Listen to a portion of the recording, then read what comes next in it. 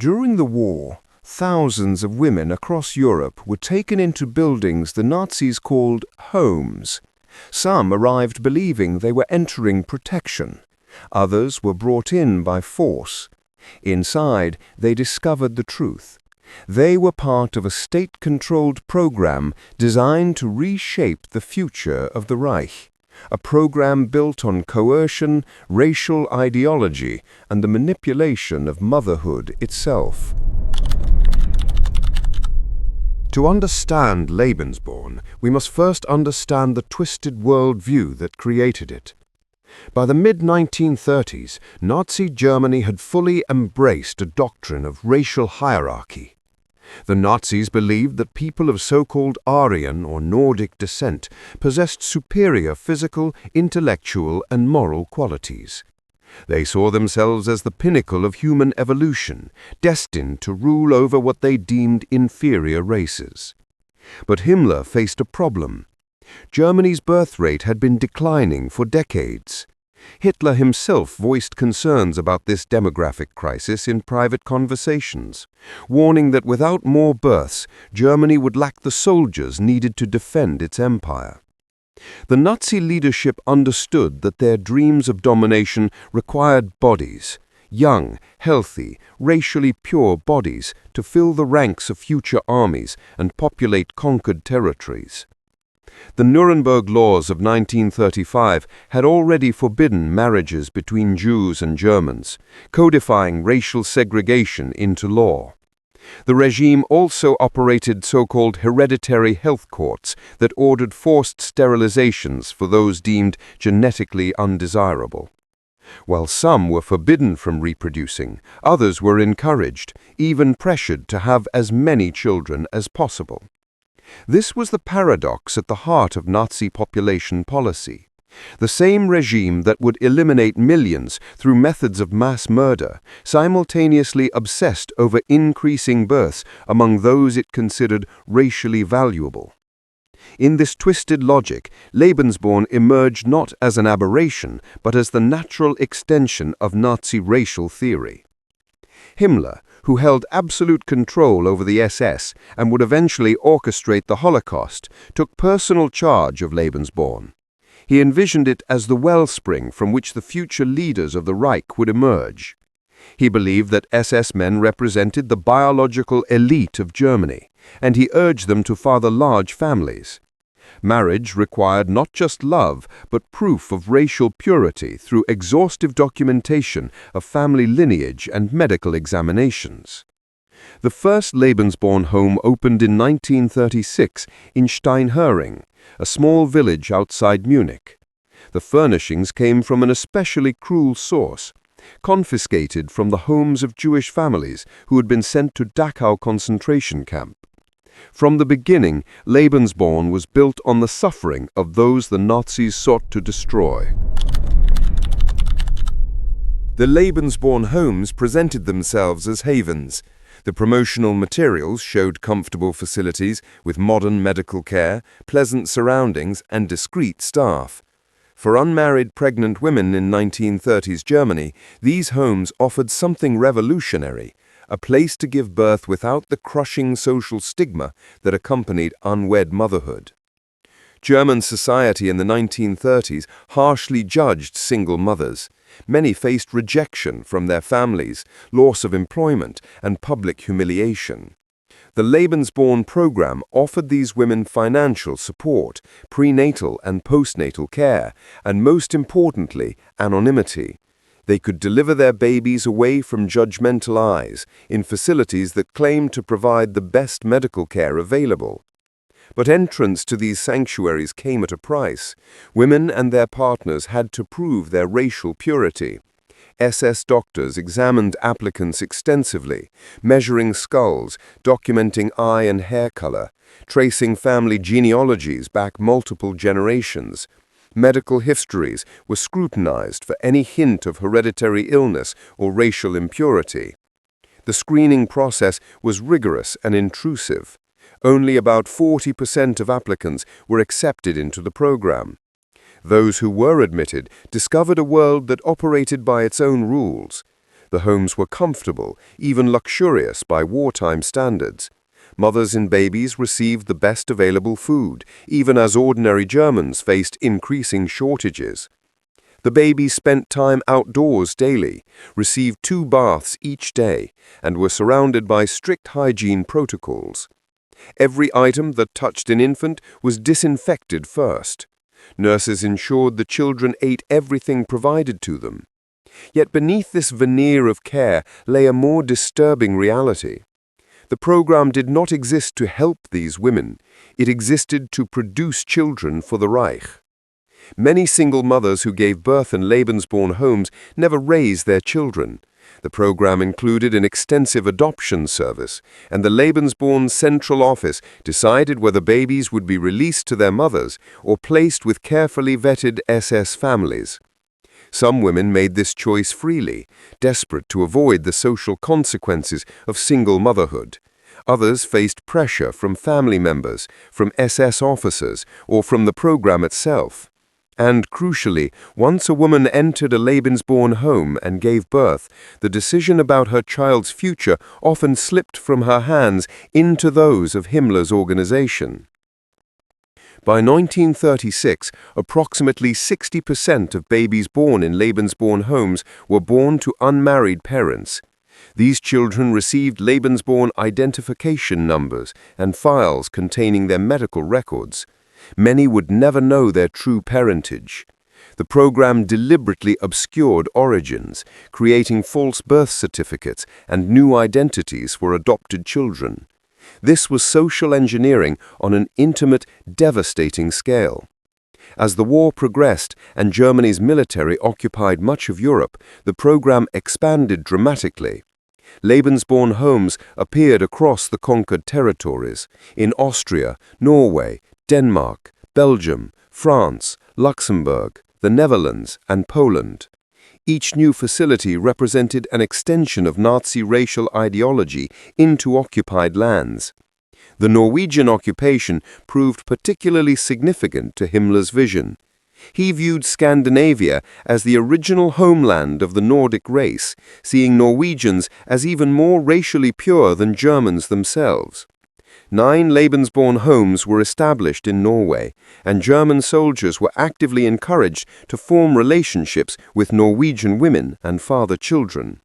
The results exceeded expectations. Despite existing for only 5 years in Norway compared to 10 years in Germany, the Norwegian Lebensborn program produced approximately 12,000 children, compared to 8,000 in Germany itself.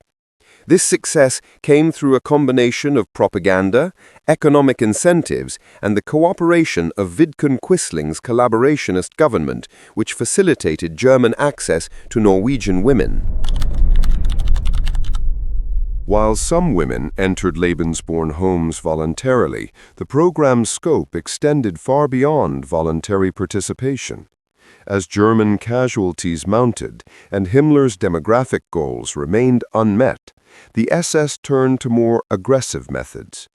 Young women in the League of German Girls, the female equivalent of the Hitler Youth, were specifically recruited as potential breeding partners for SS officers. Leaders of the organization received instructions to identify girls with strong genetic profiles and encourage them to participate in the Lebensborn program.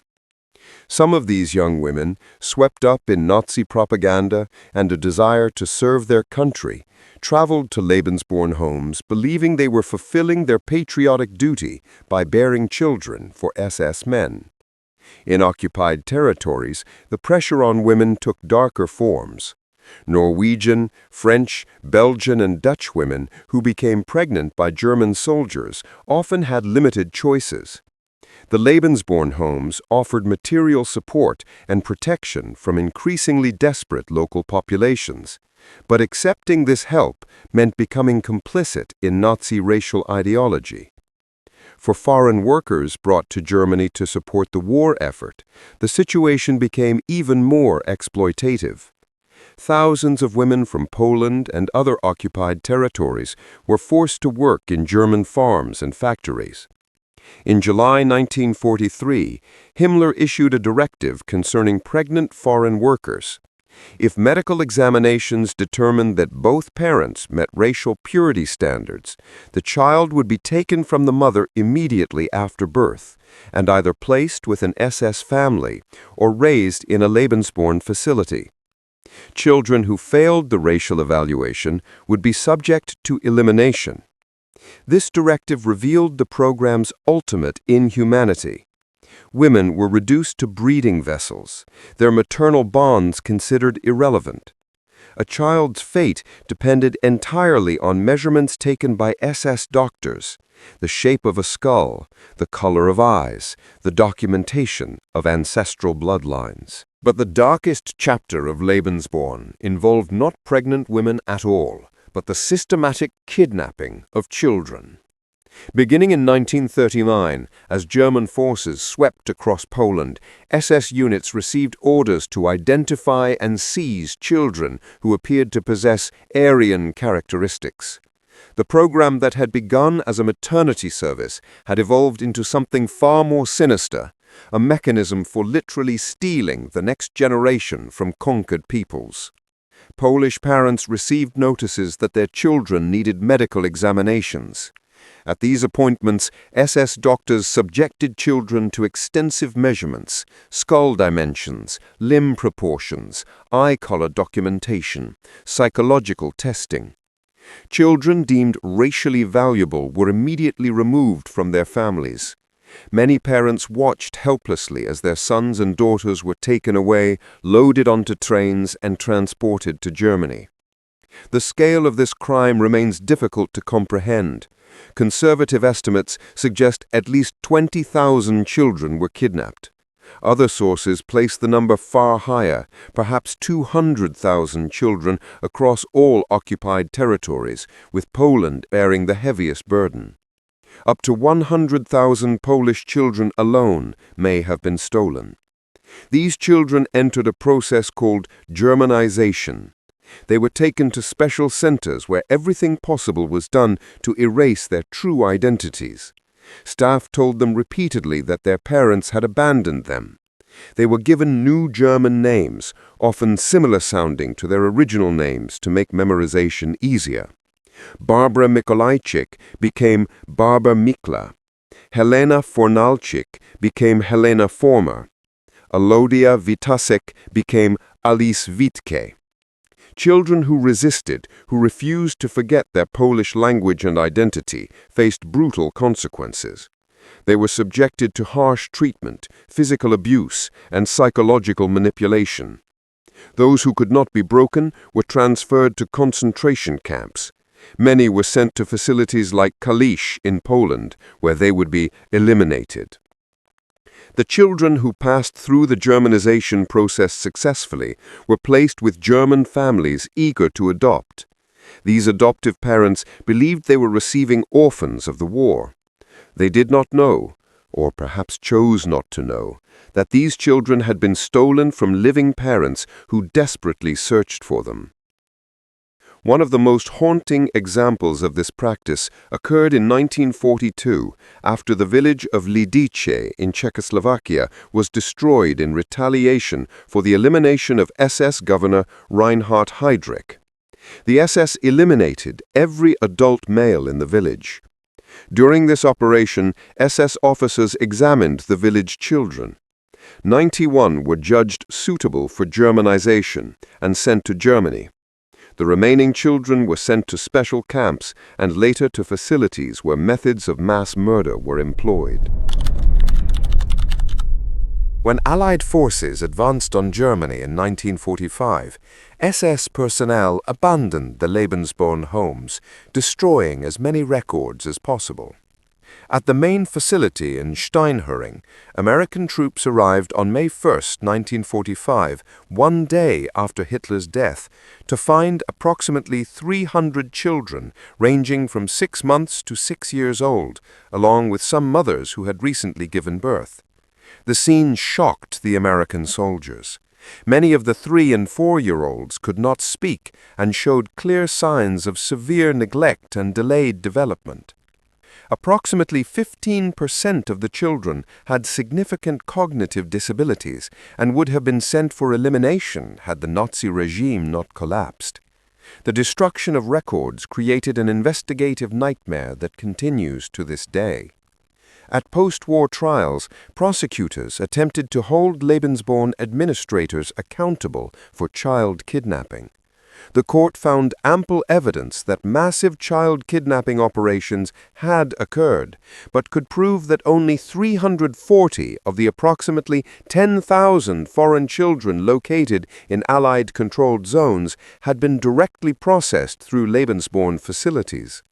The destruction of files meant the full scope of the program's crimes might never be known. The legal proceedings ended with acquittals for most Lebensborn administrators on kidnapping charges, though evidence clearly showed that large-scale child theft had occurred through various SS agencies. For the children and families affected, these legal technicalities provided no comfort. Justice remained elusive. The aftermath of Lebensborn proved devastating for those associated with the program. The mothers, particularly in occupied countries, faced fierce retribution. In Norway, the consequences were especially severe. Norwegian women who had relationships with German soldiers during the occupation were branded as traitors. In the immediate aftermath of liberation, mobs seized these women, cut off their hair, paraded them through streets while crowds spat at them, and subjected them to beatings. The Norwegian government arrested approximately 14,000 women on suspicion of collaboration and sent many to forced labor camps for 18 months. Women who had married German soldiers were stripped of their Norwegian citizenship and deported to Germany, often with their children. Those who remained in Norway faced systematic discrimination. They could not marry Norwegian men if they kept their German-fathered children. Employment became nearly impossible. The social ostracism was so complete that decades later, in 1972, a Norwegian father refused to attend his own daughter's wedding because her fiancé had been born in the Lebensborn program. The children themselves carried perhaps the heaviest burden. In Norway, they were called Tyskerbarnas, German children, a label that marked them for life. Many were placed in psychiatric institutions for no medical reason beyond their parentage. They faced bullying, physical abuse, and exclusion from Norwegian society. The discrimination was so severe and pervasive that many developed serious psychological problems. Rates of substance abuse and death by suicide among Lebensborn children far exceeded the general population. One of the most famous Norwegian Lebensborn children is Annifrid Lyngstad, who would later become a member of the pop group ABBA. Her mother fled to Sweden with her as an infant to escape persecution in Norway. Even decades after the war, the stigma followed Lebensborn children wherever they went. The situation was equally tragic for the kidnapped children from Eastern Europe. The Polish government demanded the return of stolen children, but Western Allied occupation authorities often refused to remove children from their German adoptive parents. Officials argued it was in the child's best interest to remain with the only family they remembered. Poland, devastated by war and now under communist control, was deemed unsuitable for repatriation. Many German adoptive families refused to surrender the children even when biological parents were located. German courts, staffed with former Nazi judges and lawyers who had never faced denazification, typically ruled in favor of the adoptive parents. The legal system that had facilitated the kidnappings now helped to make them permanent. Of the estimated 250,000 children kidnapped across Europe, only about 25,000 were recovered and returned to their families after the war. The vast majority remained in Germany, many never learning their true origins. For those children who did return to Poland and other countries, the homecoming was often bittersweet. They had been Germanized so thoroughly that they no longer spoke their native languages. They had been taught that their biological parents had abandoned them. Some had been so young when taken that they had no memory of their families. After years of Nazi propaganda, some genuinely believed they were German and resisted returning to the families that had never stopped searching for them. The psychological damage was immense and lifelong. These children, later adults, faced profound identity crises. Many spent decades trying to piece together their true origins, searching through incomplete records, following uncertain leads, never finding definitive answers about who they were or where they came from. Researchers who have studied these individuals describe them as a race of orphans, people severed from their roots, caught between two identities, belonging fully to neither. The trauma has been passed down through generations, affecting not just the Lebensborn children themselves, but their own children and grandchildren who inherited the weight of these stolen identities.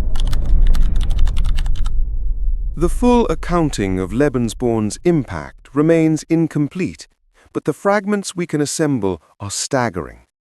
During the program's 10-year existence, approximately 8,000 children were born in German Lebensborn homes and around 12,000 in Norway. Smaller numbers were born in facilities across other occupied territories. But these birth statistics tell only part of the story. The kidnapping campaign dwarfed the numbers of voluntary births. Conservative estimates suggest at least 100,000 children were stolen from Poland alone. When Yugoslavia, the Soviet Union, Czechoslovakia, Estonia, Latvia, and other occupied territories are included, the total number of kidnapped children likely reached into the hundreds of thousands. Behind every statistic stands a name, a face, a life forever altered. Behind every number stands a mother who never stopped searching, a father who never forgave himself for being unable to protect his child, siblings who grew up with an empty space at the table. Consider the story of Aloisi Twardetsky, just 5 years old when SS officers took him from his mother Malgorzata in 1943. She was one of the fortunate ones. She was reunited with her son 10 years later. But those were 10 years stolen, 10 years of his childhood that neither could reclaim. How many stories ended with no reunion at all? Consider the testimony of Erika Matko, 9 months old, when Nazi doctors declared her fit to be a child of Hitler. Renamed Ingrid von Ohlhafen, she spent 20 years investigating her own past, only to discover the depths of deception that had shaped her identity. She represents thousands who embarked on similar painful journeys of discovery. Consider the Norwegian women who lived their entire lives as social outcasts, who carried shame for relationships that were sometimes nothing more than teenage romance or survival strategies in impossible circumstances.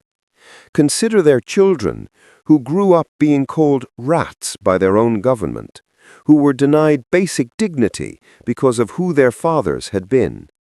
The Lebensborn program created ripples of trauma that extended far beyond its official duration. Families were shattered. Identities were stolen. Lives were warped by an ideology that reduced human beings to genetic characteristics and treated motherhood as a service to the state. It took decades for European societies to begin confronting the Lebensborn legacy.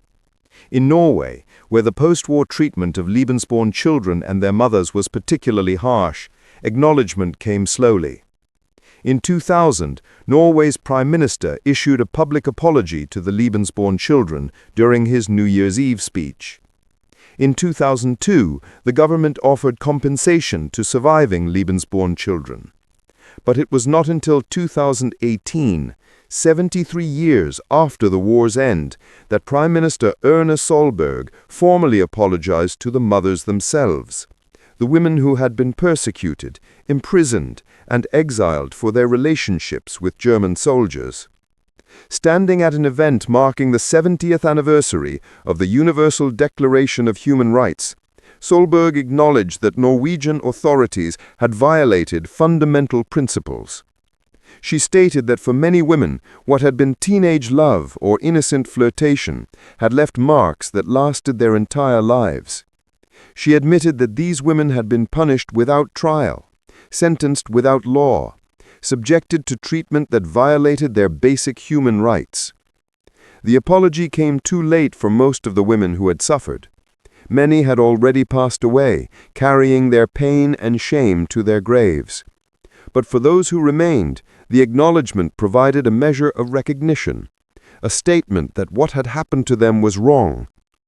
The historian Guri Hjeltnes, who directs Norway's Center for Holocaust and Minority Studies, noted that the women's crime had been breaking unwritten moral rules, and they had been punished more harshly than actual war profiteers. The moral calculus of post-war justice had been deeply skewed. Collaboration that enriched individuals at the expense of their countrymen often went unpunished, while women who had committed no actual crime faced years of persecution. In Germany, scholars like Dorothy Smits-Kuster have spent decades researching Lebensborn, collecting testimony from survivors, gathering documents, visiting former home sites. Her work, now preserved in the Aralson archives, represents an invaluable resource for understanding this chapter of history. Yet even with her comprehensive research, many questions remain unanswered because so many records were destroyed. The myths and misconceptions about Lebensborn persist. Popular culture has sometimes portrayed the homes as breeding farms, where women were systematically impregnated by multiple SS officers. While the reality that women were manipulated through ideology, economic pressure, and false promises was terrible enough, it differed from these sensationalized accounts. The truth requires no embellishment to shock the conscience. Today, elderly survivors continue searching for answers about their origins. They contact archives, submit DNA tests, follow fragmentary leads, hoping to piece together their true identities before time runs out. Many will die never knowing the full truth about where they came from, who their parents were, what their real name should have been. The Lebensborn program reveals several disturbing truths about the Nazi regime and about human nature itself. First, it demonstrates how totalitarian ideology seeks to control the most intimate aspects of human life. The Nazis did not merely seek political power or military conquest.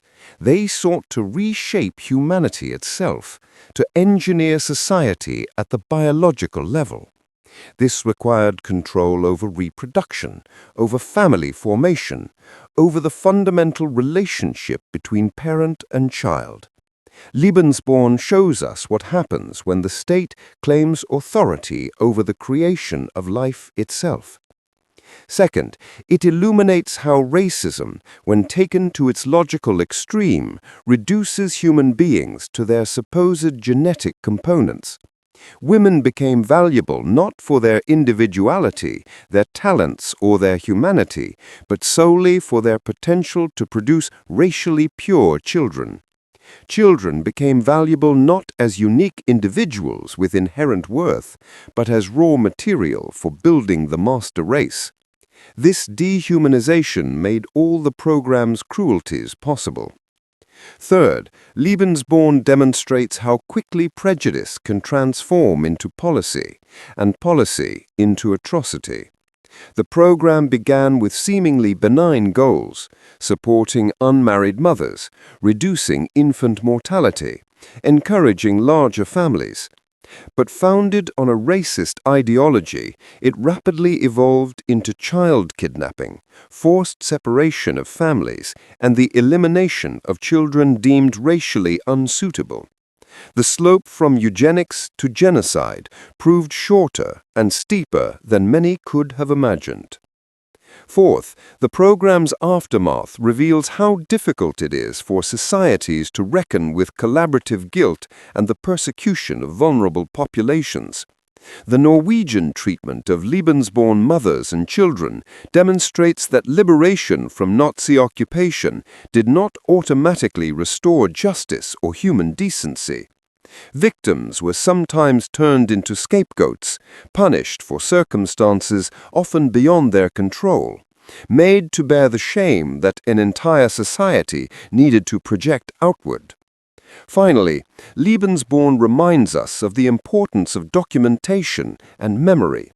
The SS destroyed records specifically to hide their crimes and protect themselves from justice.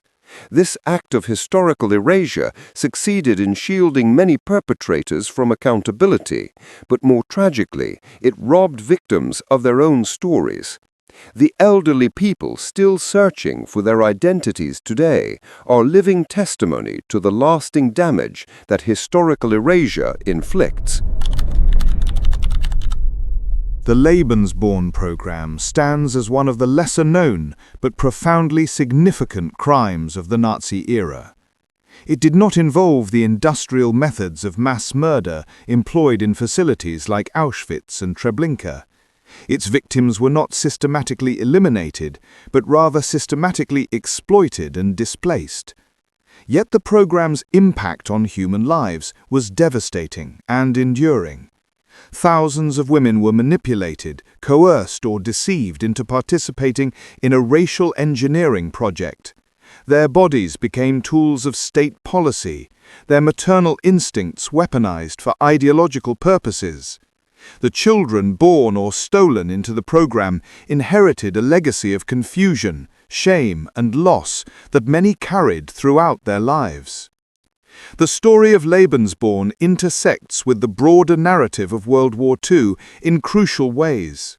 It shows us that Nazi crimes extended beyond battlefields and concentration camps into the most private spaces, maternity wards, nurseries, family homes.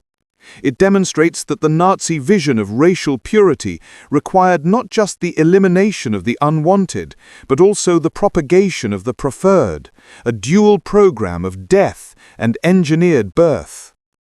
Like all historical atrocities, the Lebensborn program asks us to consider how such things become possible. It forces us to examine the dangerous potential of eugenic thinking, the ease with which romantic notions of racial purity can justify monstrous acts. It reminds us that children can become pawns in political ideologies, that motherhood can be manipulated for state purposes, that the bonds between parent and child can be deliberately severed by those claiming to build a better future. The survivors of Lebensborn, now in their 70s, 80s, and 90s, have spent lifetimes processing trauma that was not of their making. They carry memories of persecution, questions without answers, identities built on lies and erasures. Their courage in sharing their stories, in searching for truth despite decades of obstacles, testifies to the resilience of the human spirit. As the generation that directly experienced World War II passes away, these stories become even more critical to preserve. The Lebensborn children are among the last living witnesses to this particular Nazi crime.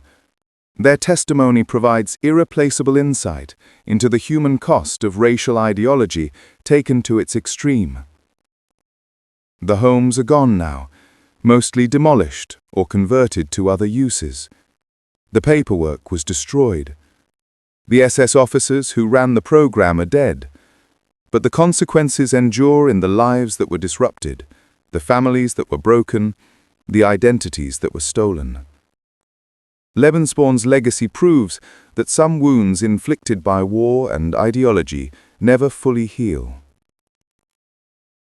This is the hidden story of Lebensborn. Hidden not because the facilities were physically concealed, but because the suffering they caused has been obscured by the enormity of other Nazi crimes. It is a story that deserves to be told, remembered, and learned from. It is a story about what happens when human beings are reduced to racial categories, when motherhood is manipulated for political ends, when children become instruments of state policy. Above all, it is a story about the people who survived, who searched, who refused to let their true identities be erased. Their persistence in seeking truth serves as a powerful reminder that every individual life has irreplaceable value, regardless of the circumstances of birth or the judgments imposed by discredited ideologies. The fount of life that Himmler imagined would nourish the 1,000-year Reich became instead a source of lifelong pain for thousands. The master race he sought to engineer never materialized, but the human beings caught in his scheme, the mothers, the children, the families torn apart, their suffering was terribly real, and their stories remain an essential part of understanding the full scope of Nazi criminality. We remember them now. We tell their stories. We acknowledge that what was done to them was wrong. And we commit ourselves to ensuring that such manipulation of life itself, such exploitation of human reproduction for ideological purposes, never happens again. Subscribe to the channel for more historical documentaries.